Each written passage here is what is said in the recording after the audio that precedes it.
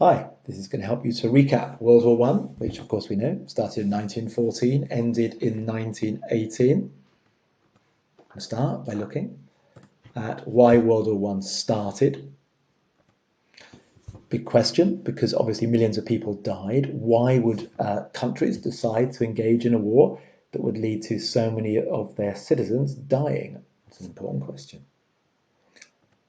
So one of the reasons is because of issues around empires.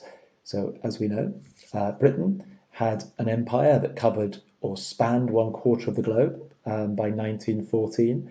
This was hugely beneficial for them. They had colonies in India, they had colonies in Canada, in Australia.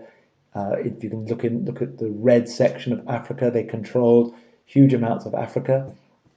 Incredibly powerful. Why? Because it gives you prestige. It means that you become a great power. Other countries are intimidated by you, they are scared of you, and you get to essentially dictate what you want other countries to do if you're that powerful.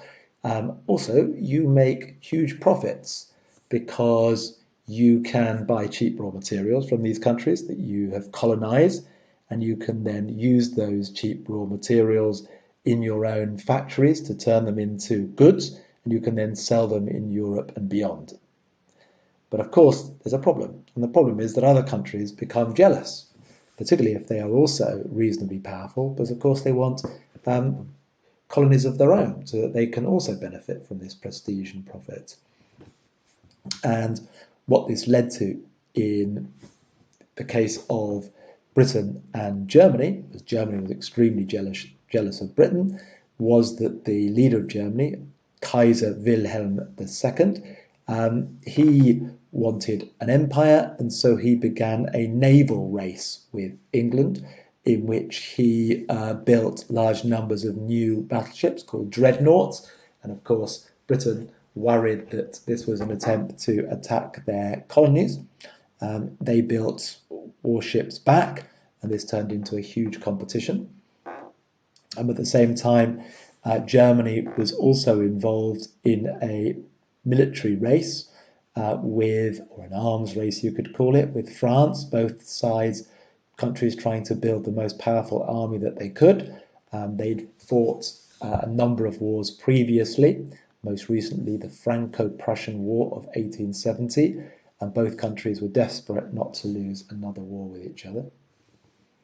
Now, this arms race that the countries were in was obviously a big problem.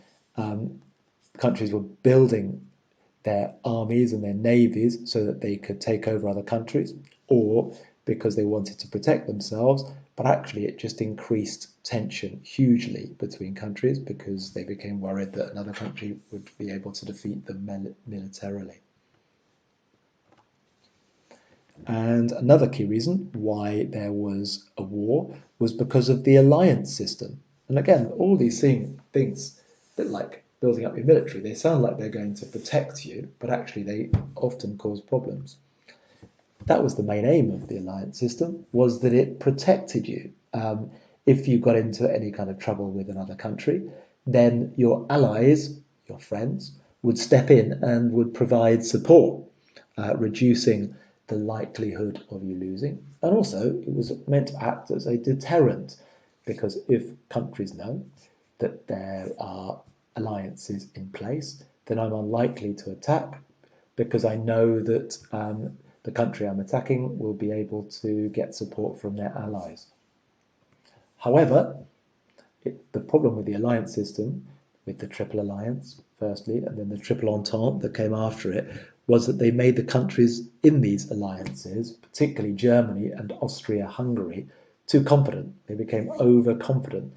They believed that they could get into wars, or at least could put pressure on countries in order to get what they wanted, because they could rely on the support of other countries in their alliance.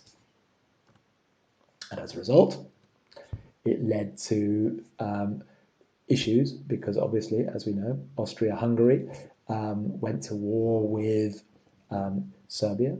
Serbia was an ally with Russia, and so Russia went to war with Austria-Hungary, and before we knew it, other countries were being dragged into this war, and it became a global war because countries also had empires, and so people from the colonies also fought for them.